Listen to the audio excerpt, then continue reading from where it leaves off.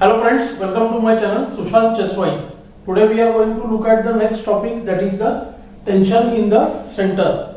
So we have discussed before also that we should try to maintain the center and we should see to it that we don't surrender the center. So I have done a lesson before about the surrender of center. Today we are going to see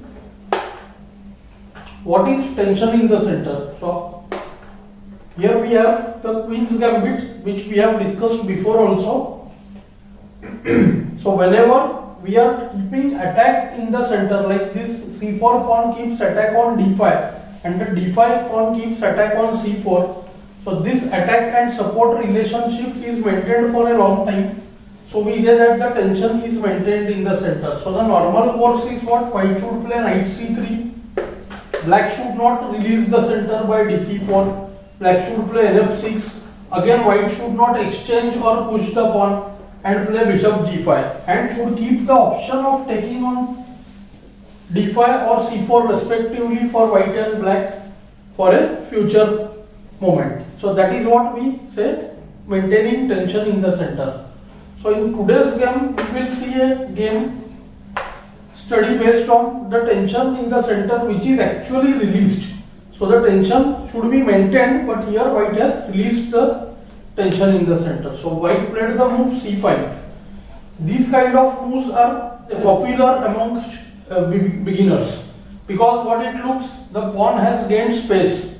It is obstructing the bishop. Okay. So if the bishop is unable to come, we see that castling will become difficult. This bishop on e7 will be passive. Knight on c6 attacks d4, but d4 is already protected, and if e pawn cannot move, the c8 bishop is also blocked. So basically both bishops are shut at once. But the problem with such move is, firstly, see, one tempo is lost, move is wasted. Black is allowed to attack the c5 pawn. White will not be able to hold this pawn on c5 for very long. We will see why. And it is also allowing some tactical play based on the move e5. This could also be done because after de bishop c5, black will just regain the pawn on c5, have open bishops, and white has just wasted moves. Okay. Of course, to e5 white will play e3, he will not take, but black's purpose of removing the bishop gets fulfilled. So the move c5 is definitely bad. So this move c5 is out of book. And in today's game we see how the master player is able to exploit the mistake by the move c5. So there is a very standard way. Black plays b6. We have discussed a very similar idea while doing the Queen's Gambit, where d into c4 is taken. Black tries to hold the c4 pawn with b5 and all. So this idea is very similar. Now white will have to take cb6. And after ab6 we see that black's center is very strong. Black will get the move c5, rook gets the open file, and after some time he will even get e5.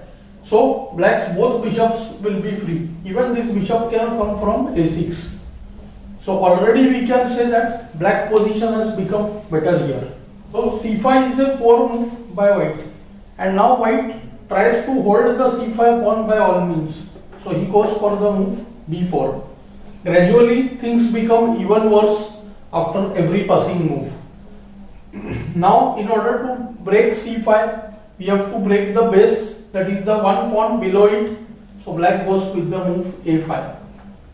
The problem with moves like c5 early in the opening is that when opponent is trying to break it, we are seen unable to use many pawns to support. For instance, because nothing is developed here, so after the move a3, a into b, white cannot take ab because the rook is hanging and the position is really worse.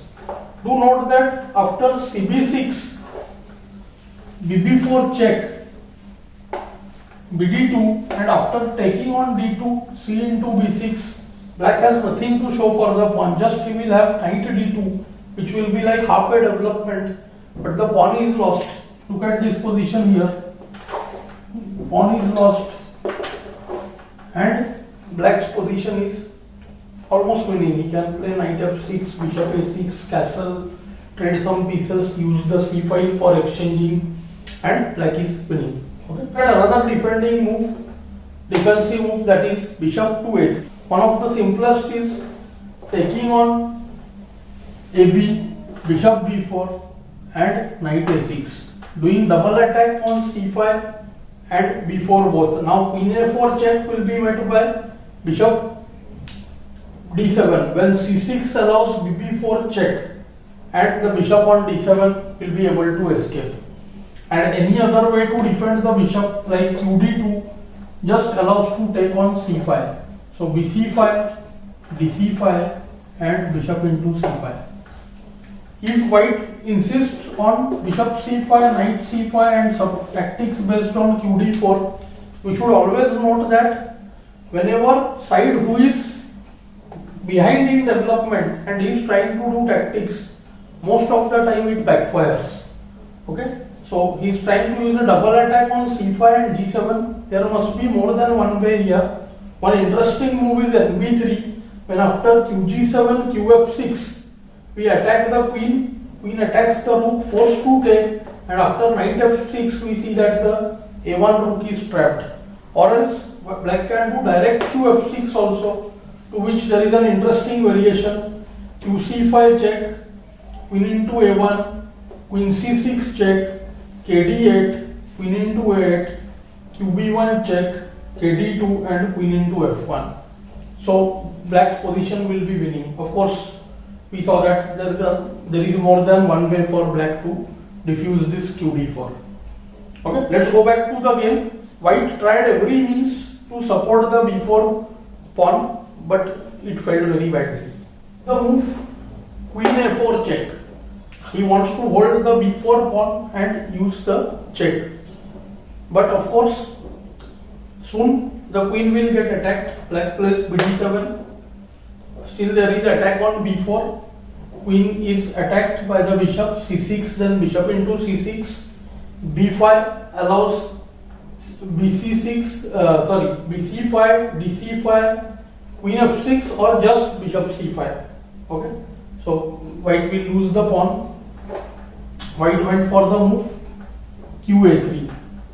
qb3 was also possible, to which a into b4 will give good position. It is also possible to play similar to the game, but because of queen a3, black got additional tactical possibilities. So black to play here, 1 AB QB4 knight a6 will win the pawn on c5 instantly, but black has a better move here, black to play, and it's like a fourth series of moves now. Knight c6, using a double attack on b4 and d4, forces white to protect the d4 pawn.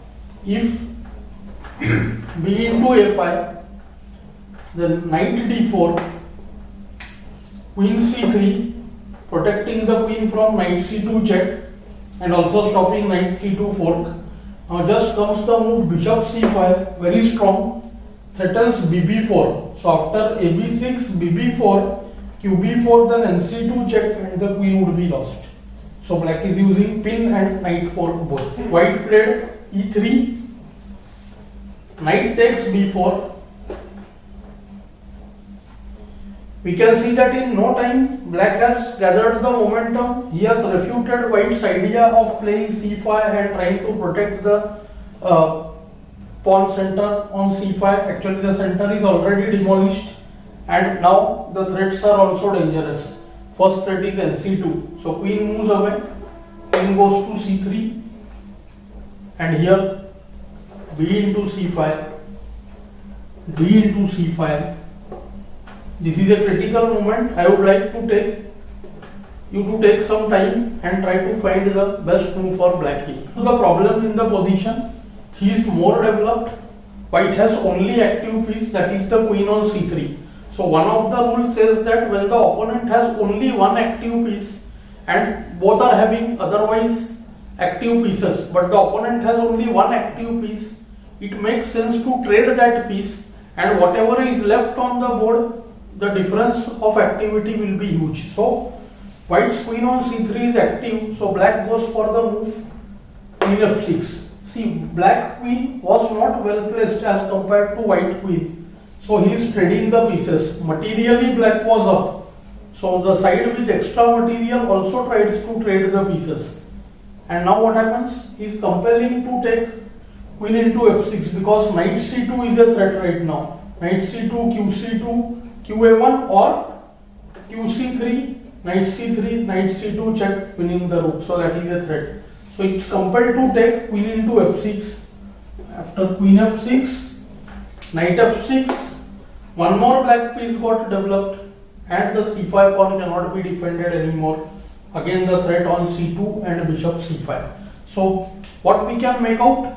By playing some simple moves, black has demolished white center totally and rest is just matter of technique, they say. But I would like to show you the game wholly without too much analysis. We'll see how nicely black got everything coordinated and soon converted the game to a full point.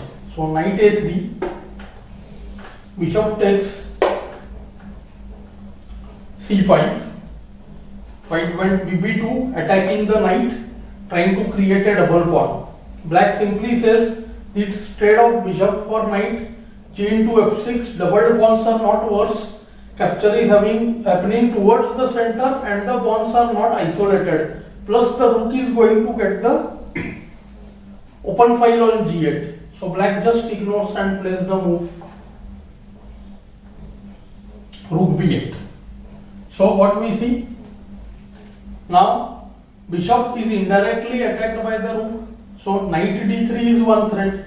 Knight d3, bd3, rook b2, or even knight c2, rook b2, rook would enter the 7th rank. So multiple themes are used by black now. Double bishop is there. After bishop f6, superior center is there. Open file by the rook is there. And soon the open file rook will occupy the 7th rank.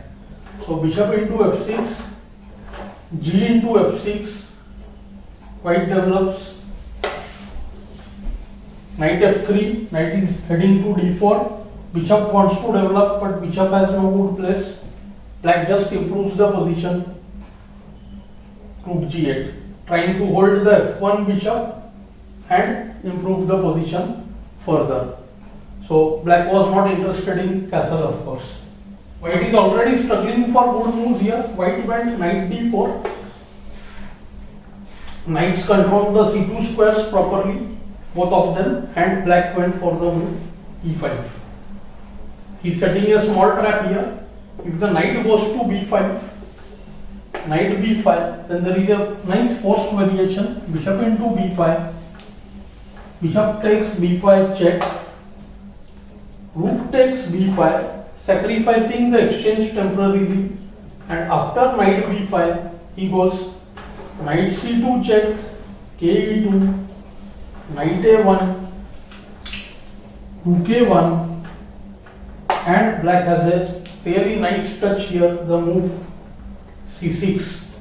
After which, if the knight goes to c7, then king moves to d7, knight a6, and bishop should be moved on the 4th square from the knight.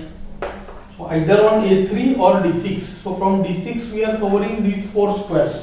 So usually it is in the front, and now the knight is trapped after the move to k8. So the position is losing for, even g2 is attacked. So if g3 is played, then rook a8 and the knight would be trapped.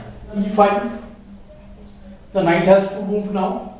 So if the knight goes to b3, bishop can just move back to d6, and knight a2, rook a2, rook b3 would be threatened. In the game, white went